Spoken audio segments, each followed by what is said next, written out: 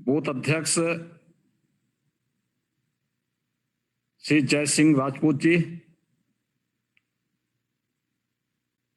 मंडल अध्यक्ष महोबा से श्री अनूप सोनी जी,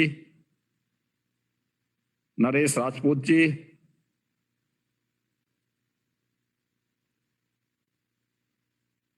आज के इस कार्यक्रम में उपस्थित भारतीय जनता पार्टी से जुड़े हुए सभी कार्यकर्तागण और उपस्थित भाइयों बहनों, कोरोना महामारी ने हम सब के सामने अनेक प्रकार की चुनौतियां प्रस्तुत की हैं और इन चुनौतियों के बीच में आदरणीय प्रधानमंत्री जी के मार्गदर्शन में एक एक व्यक्ति के जीवन को बचाने और उसकी जीविका को भी बचाने की गंभीर चुनौती पूरे देश के सामने है। मार्च 2020 से ही आप देख रहे होंगे कि पूरे देश का मार्गदर्शन और नेतृत्व देते हुए आदरणीय प्रधानमंत्री जी ने पूरे देश को कोरोना से बचाने के लिए और प्रत्येक व्यक्ति की सुरक्षा के लिए जो उपाय किए वो हम सबके सामने है।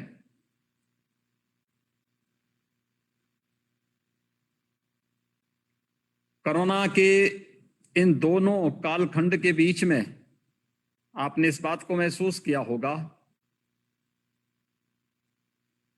कि भारत जैसे देश में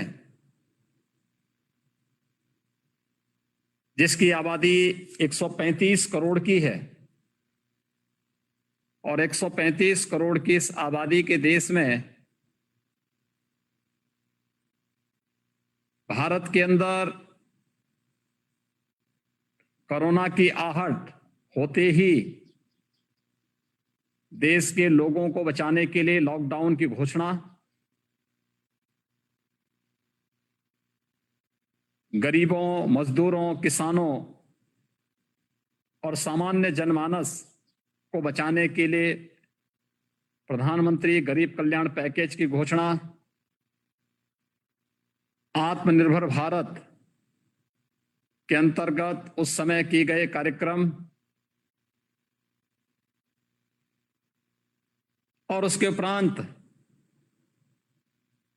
भारत के प्रत्येक नागरिक को सुरक्षा कवच देने के लिए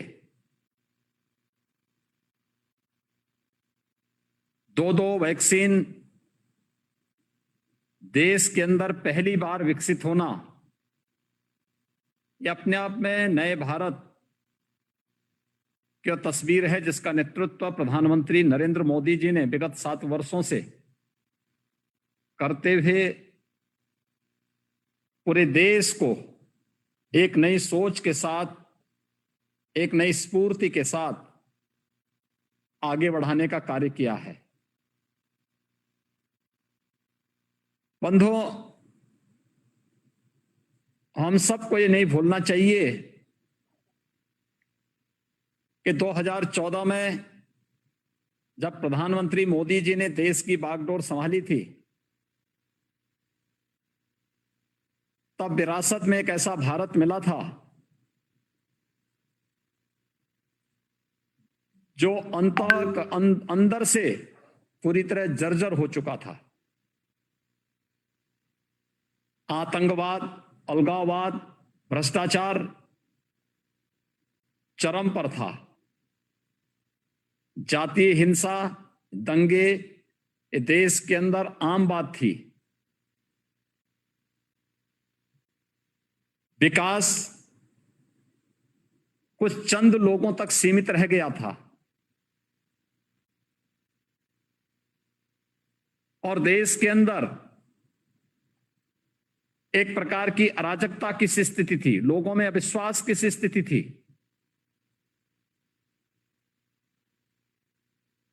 अंतर्राष्ट्रीय मंच पर भारत का कोई सम्मान नहीं बच पाया था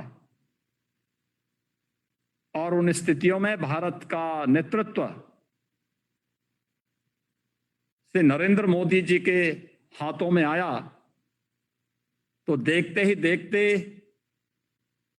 उन्होंने इस देश की तकदीर और तस्वीर बदल करके एक नए भारत के रूप में हम सबके सामने प्रस्तुत किया। प्रधानमंत्री बनने के पहले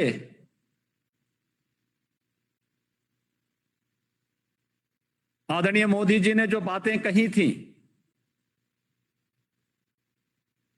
अक्सरशः उसको उसी रूप में लागू करने का प्रयास भी किया। उन्होंने कहा था सबका साथ, सबका विकास और सबके विश्वास का। सबका साथ यानी योजनाएं बनेंगी, उसमें उसकी जाति, मत, मजहब, क्षेत्र और भाषा नहीं देखी जाएगी। जो भारत का नागरिक है उसे भारत की सुविधाओं को, भारत के संसाधनों को पाने का समान अधिकार है और बिना भेदभाव के योजनाओं का लाभ प्रत्येक नागरिक तक पहुंचाने का कार्य किया। चाहे वह प्रधानमंत्री आवास योजना हो, स्वच्छ भारत मिशन के अंतर्गत प्रत्येक व्यक्ति के घर में बनाए जाने वाले, हर गरीब के घर में बनाए जाने वाले शौचालय हो, उज्ज्वला योजना के अंतर्गत हर एक व्यक्ति को दी जाने वाली रसोई गैस के कनेक्शन हो,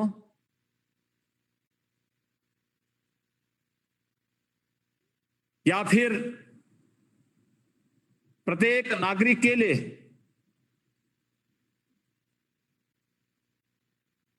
ग्राम ज्योति योजना के अंतर्गत विद्युत की सुविधा उपलब्ध करवाने का कार्यक्रम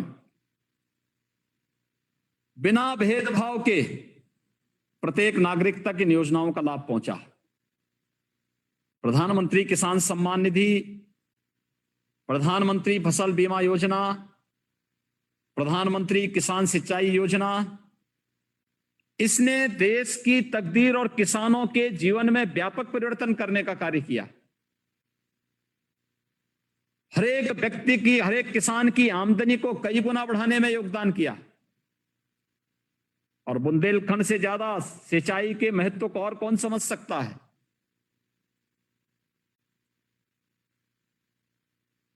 हर घर नल की योजना जो बुंदेलखंड में अब लागू की जा रही है, जिसमें हर जनपद में बुंदेलखंड में कार्य प्रारंभ हुआ है, ये प्रधानमंत्री मोदी जी की दूरदर्शिता और प्रत्येक नागरिक के प्रति, उसकी पीड़ा के प्रति उनकी संवेदना को प्रदर्शित करने वाली योजनाएं हैं।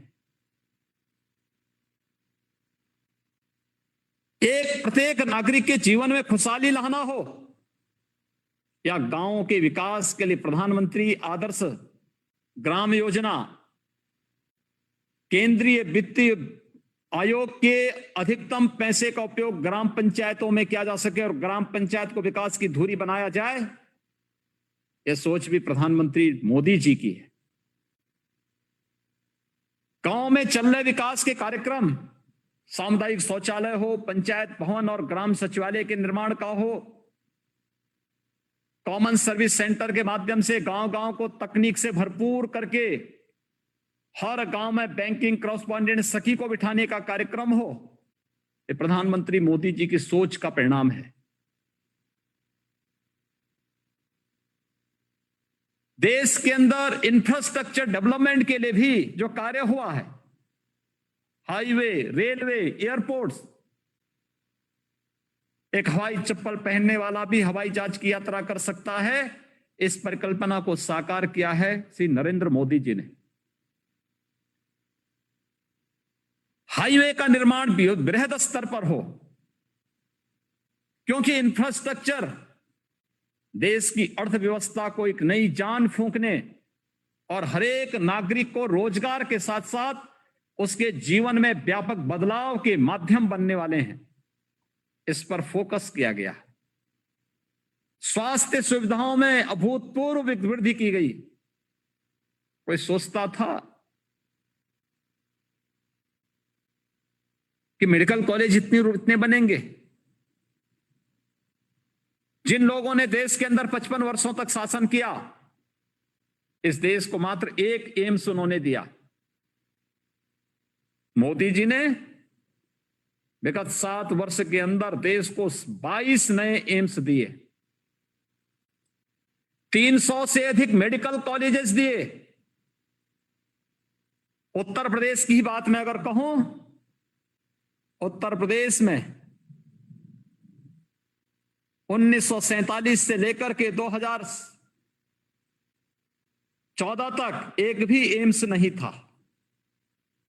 आज उत्तर प्रदेश में 2-2 एम्स बन रहे हैं। एम्स के समकक्ष एक नया संस्थान काशी में बन रहा है। 1947 से लेकर 2016 तक उत्तर प्रदेश में केवल 12 मेडिकल कॉलेज बने थे। आज उत्तर प्रदेश में विगत 4 वर्ष के दौरान हम लोगों के द्वारा 30 नए मेडिकल कॉलेज बनाए जा रहे हैं। भाइयों बहनों, ये वह कार्य है जो मोदी जी ने देश को एक नई दिशा देकर के एक नई विजन के साथ आगे बढ़ने के लिए प्रेरणा दी। याद करिए,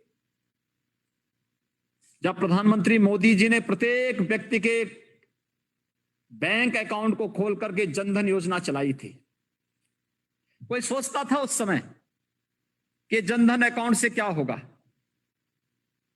लेकिन टेक्नोलॉजी कैसे उपयोगी हो सकती है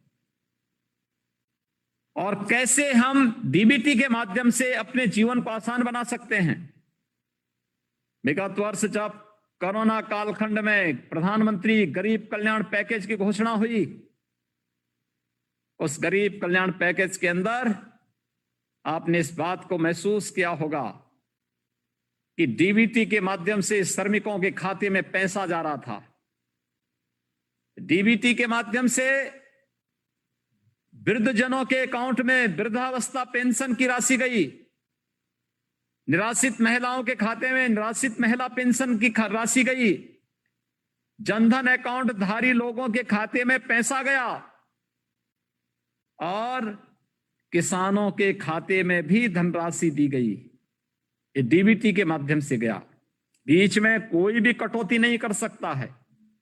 जितना पैसा दिल्ली से गया उतना खाते में चला गया, जितना पैसा लखनऊ से गया उतना पैसा लाभार्थी के खाते में, किसान के, मजदूर के, गांव के किसी व्यक्ति के, किसी महिला के खाते में चला गया। कोई इसमें रोक टोक नहीं, कोई कटौती नहीं, कोई दलाली नहीं। ये सोच प्रधानमंत्री मोदी जी ने देश को दी। उन्होंने डिजिटल इंडिया की बात करके हर एक नागरिक को देश के विकास के साथ जोड़ने का प्रयास किया। स्टार्टअप इंडिया के माध्यम से युवाओं के लिए नवाचार के नए नए द्वार खोले। मेक इन इंडिया के माध्यम से आत्मनिर्भर भारत की परिकल्पना को साकार करने का कार्य किया।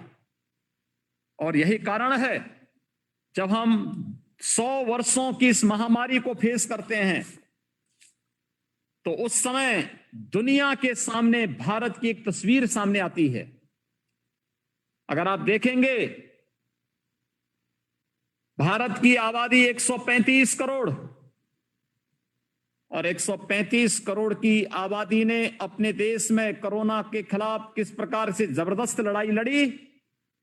दुनिया के अंदर अमेरिका जैसा शक्तिशाली देश भी कोरोना के सामने पस्त हो गया।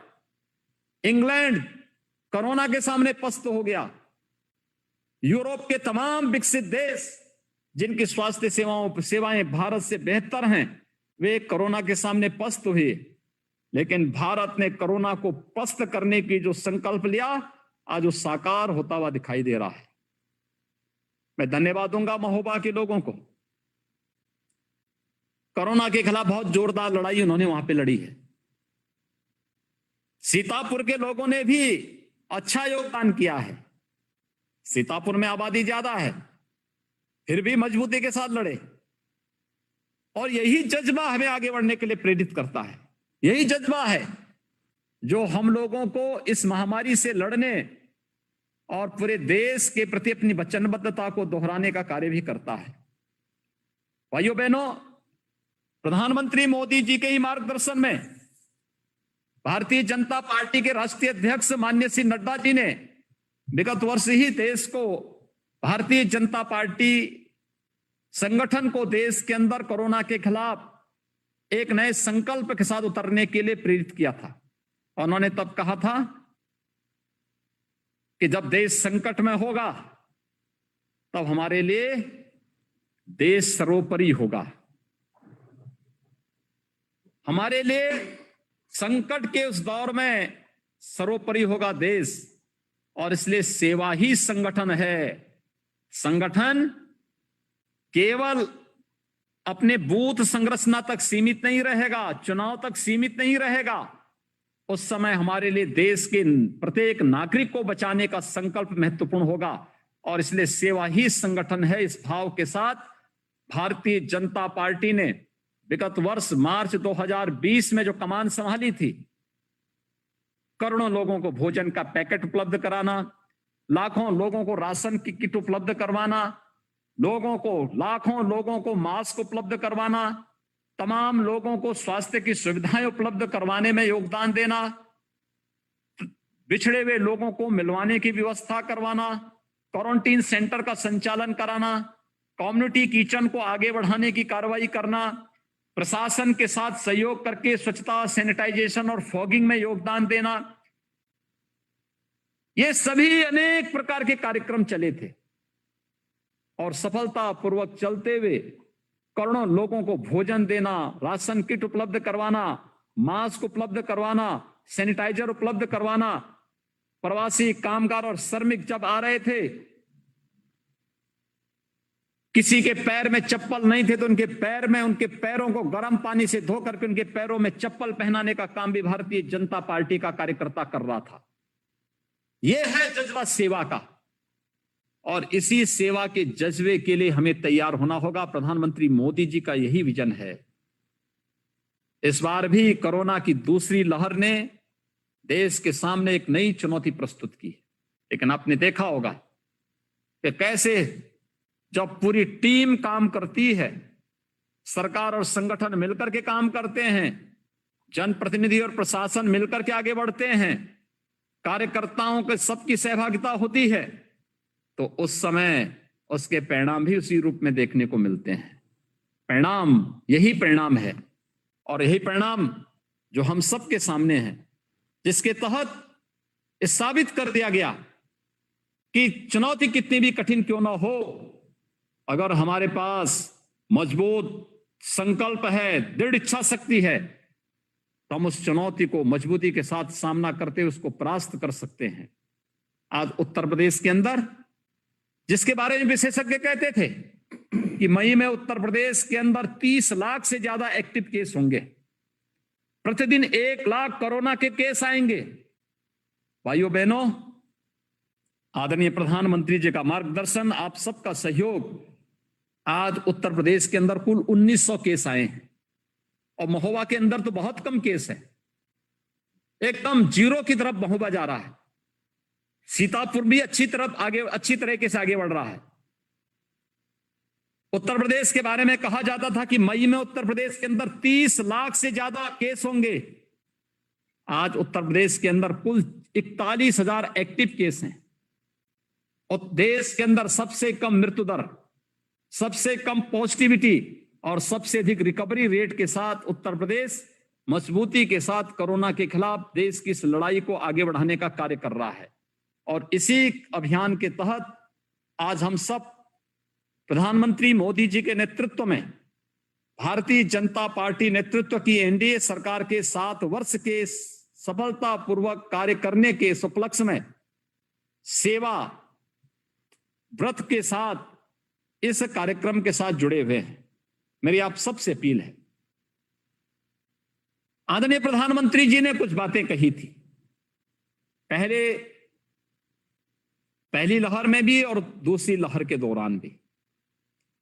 मन की बात में भी उन्होंने देश की जनता को संबोधित करते हुए बार बार अपील की है कि बीमारी को हल्केपन से नहीं लेना चाहिए, और हम लोग भी संकल्प लें, ये जो बीमारी है, ये जो महामारी है, इस महामारी को हम हल्केपन से न लें।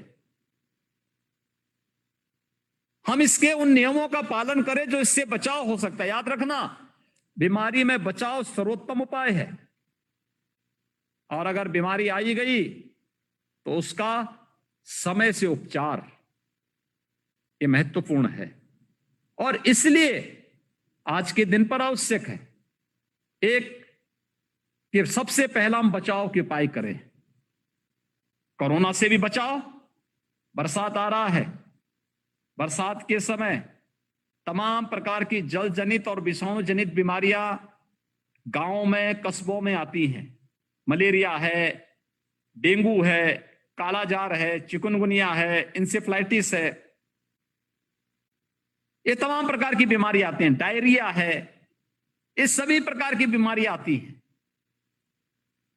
इसके लिए स्वच्छता, सैनिटाइजेशन और फॉगिंग, अगर हम ये कार्यक्रम निरंतर करते रहेंगे तो बीमारी हमारे नजदीक नहीं पटकेगी। और एक संकल्प भारतीय जनता पार्टी को अपने पास लेना होगा। हमें इस कार्य के लिए अपने गांवों को बचाना होगा, अपने कस्बों को बचाना होगा। पहला व्रत स्वच्छता, सैनिटाइजेशन और फॉगिंग की कार्रवाई को पूरा करते हुए लोगों को शुद्ध पेयजल को ग्रहण करने के लिए प्रेरित करना होगा। शुद्ध पेयजल का मतलब, अगर जो जल है, अगर लगता है कहीं से बदबू है, कहीं से प्रदूषण है, अगर हम उसको गर्म करके उसको सेवन करेंगे तो तमाम प्रकार की बीमारियों से मुक्ति मिल जाएगी। दूसरा, हम लोगों को कोरोना के उस बिहेवियर को अपनाना पड़ेगा जो हमें 2 गज की दूरी और मास्क है जरूरी के लिए प्रेरित करता है। हाई रिस्क कैटेगरी से जुड़े हुए 5 प्रकार के लोग, जो 60 साल से ऊपर की उम्र के हैं, 10 वर्ष से छोटी उम्र के हैं, गर्भवती महिलाएं हैं, कमजोर लोग हैं, या फिर बीमारी से ग्रसित कोई भी व्यक्ति, ये बाहर निकलने से बचे।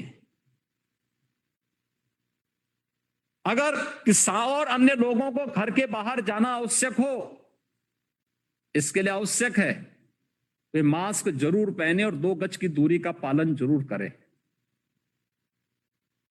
तीसरा, स्वास्थ्य कर्मियों, चिकित्सकों, कोरोना वॉरियर्स, इन सब का सम्मान करें, उन्हें हर प्रकार का सम्मान दें, क्योंकि वह इस समय सेवा के जिस कार्य के साथ जुड़े हुए अभिनंदनीय है। हम सबका दायित्व बनता है उनका सपोर्ट करें, उनको हर प्रकार से सहयोग दें, ये हमारा दायित्व बनता है। और हम उस कार्यक्रम के साथ उनके साथ हर प्रकार का सहयोग करें। गांव गांव में निगरानी समितियां जा रही हैं। निगरानी समिति घर घर सर्वे का काम कर रही है। हमारा दायित्व बनता है कि घर घर निगरानी समिति के लोग जो कार्य कर रहे हैं उसमें गांव के लोग सहयोग कर सकें। इसके लिए जागरण का एक कार्यक्रम, लोगों को बताएं, भाई देखो निगरानी समिति आपके हित में आ रही है। बीमारी छुपाने से समस्या का समाधान नहीं होगा, बीमारी का सही उपचार होगा, और ये वही जांच करने के लिए आ रही हैं। लोग टेस्ट से ना भागें, अगर लक्षण है तो दवा लें, सरकार फ्री में दवा दे रही है, वो दवा लेने की आवश्यकता है, लोगों को बताने की आवश्यकता है, टेस्ट कराने से ना भागें। और नंबर 5, हम लोग गांव के लोगों को, शहर के लोगों को, मोहल्ले के लोगों को प्रेरित करें कि जब उसकी बारी आती है वो वैक्सीन जरूर लगाएं। याद रखना, ये वैक्सीन हर एक नागरिक को सुरक्षा कवच देने वाला है। कोरोना जैसी महामारी में सुरक्षा कवच का कार्य वैक्सीन करेगा। केंद्र सरकार और प्रदेश सरकार फ्री में यह वैक्सीन दे रही है। 45 से ऊपर आयु के सभी लोगों को केंद्र सरकार फ्री में वैक्सीन दे रही है, और 18 से 44 वर्ष की आयु के प्रत्येक व्यक्ति को राज्य सरकार फ्री में वैक्सीन उपलब्ध करा रही है। मेरा आप सबसे अपील होगा, हम लोगों को इसके प्रति प्रेरित करें कि वैक्सीन जरूर लें। आसन्न संकट बताए जा रहे हैं कुछ कि आने वाले समय में जो तीसरी लहर आएगी, जो थर्ड वेव आएगी, वह कहीं ना कहीं बच्चे उससे प्रभावित हो सकते हैं। हमारा अभी से प्रयास होना चाहिए कि थर्ड वेव ना आने पाए। अगर ये उपाय हम अपनाएंगे तो थर्ड वेव को काफी हद तक हम रोक लेंगे, लेकिन फिर भी आई गई, सरकार उसकी भी तैयारी कर रही है। मेडिकल कॉलेजेस में 100-100 बेड के बच्चों के आईसीयू बन रहे हैं। जिला चिकित्सालय में भी हम लोग 25 से 30 बेड का पीडियाट्रिक आईसीयू बना रहे हैं। सीएससी और सीएससी को भी इस प्रकार के कार्यक्रमों के साथ जोड़ रहे हैं। आने वाले समय में गांव-गांव में जैसे निगरानी समिति वर्तमान में मेडिसिन किट बांट रही है, ऐसे ही मेडिसिन किट आने वाले समय में छोटे बच्चों के उपचार के लिए भी गांव-गांव में वितरण करने की एक योजना है। यह एक कार्यक्रम हम जरूर लें। दूसरा, हमने प्रदेश के अंदर कोरोना कर्फ्यू लागू किया था। एक कोरोना कर्फ्यू जिसमें औद्योगिक गतिविधियां चल रही थी, खेतीबाड़ी के काम चल रहे थे, सब्जी मंडी, फल मंडी संचालित हो रही थी, चिकित्सालय चल रहे थे, आवश्यक और इमरजेंसी सेवाएं सभी प्रकार की चल रही थी। परिवहन निगम की बस प्रदेश के अंदर चल रही थी, ट्रेन देश के अंदर चल रही थी, वायु सेवा देश के अंदर चल रही थी। इसमें हमने कोरोना कर्फ्यू लागू किया, भीड़ भाड़ होने से बचाना, उसकी एक गाइडलाइन जारी की गई थी। हमारा प्रयास यही होना चाहिए। हमारे लिए व्यक्ति का जीवन भी महत्वपूर्ण है और उसकी जीविका भी महत्वपूर्ण है। इन दोनों में संतुलन बनाए रखते हुए हमें आगे बढ़ना होगा। और जीवन और जीविका को बचाने के लिए किए जाने वाले प्रयास में सरकार ने आज कुछ और निर्णय किए हैं। खासतौर पर जिन जनपदों में अभी भी एक्टिव केस 600 से ज्यादा हैं, उन जनपदों में अभी कोरोना कर्फ्यू हम लागू रखेंगे। अगले एक सप्ताह के लिए इसको लागू रखा है, लेकिन अगर वहां इस दौरान 600 से कम केस होते हैं तो वहां स्वतः ही कोरोना कर्फ्यू समाप्त होगा। और जो कोरोना कर्फ्यू में ढील दी गई है कि वहां पे सुबह 7 बजे से लेकर शाम 7 बजे तक कुछ शर्तों के साथ ढील दी जाएगी। शेष 55 जनपदों में हम लोगों ने आज कोरोना कर्फ्यू में ढील दी है। सुबह 7 बजे से लेके सायंकाल 7 बजे तक कुछ शर्तों के साथ किन किन जगहों को खोलने की अनुमति है, ये आज आदेश जारी हो चुका है। हम लोग इसका पालन करवाएं। हम सभी लोग इसका पालन करेंगे तो फिर कोरोना के संक्रमण की चेन को समय समय पर ब्रेक करने में, उसको तोड़ने में हमें मदद मिलेगी और कोरोना महामारी से होने वाले व्यापक जनधन की हानि को रोकने में हमें सफलता प्राप्त होगी। मैं आज के इस अवसर पर भारतीय जनता पार्टी और से जुड़े हुए हमारे जिलाध्यक्षगण, माननीय सांसद, माननीय विधायक, बूथ अध्यक्षगण, कार्यक्रम के संयोजकगण और लखनऊ में यहाँ पर मेरे साथ जुड़े हैं श्री गोविंद नारायण शुक्ल जी, कामेश्वर जी, इन सबको प्रधानमंत्री मोदी जी के नेतृत्व में 7 वर्ष के सफलतम कार्यकाल में, जिसने देश को एक नई दिशा दी, देश के 135 करोड़ नागरिकों के जीवन में एक नया आशा की किरण जगाई है, एक नया उत्साह, एक नए उमंग के साथ देश आज आगे बढ़ रहा है। एक भारत, नए भारत के निर्माण के लिए संकल्पित होता हुआ दिखाई दे रहा है। आप सभी कार्यकर्ताओं का परिश्रम है। आप सभी को मैं इस अवसर पर हृदय से बधाई देता हूं, अपनी शुभकामनाएं देता हूं। आदरणीय प्रधानमंत्री जी के यशस्वी कार्यकाल के लिए उनका अभिनंदन करता हूं और एक लंबे समय तक उनका मार्गदर्शन और उनका नेतृत्व इस देश को प्राप्त हो और भारत दुनिया की एक महाशक्ति के रूप में मानवता के कल्याण का मार्ग प्रशस्त कर सके, इस कामना के साथ आप सबके प्रति मेरी मंगलमय शुभकामनाएं। धन्यवाद। जय हिंद।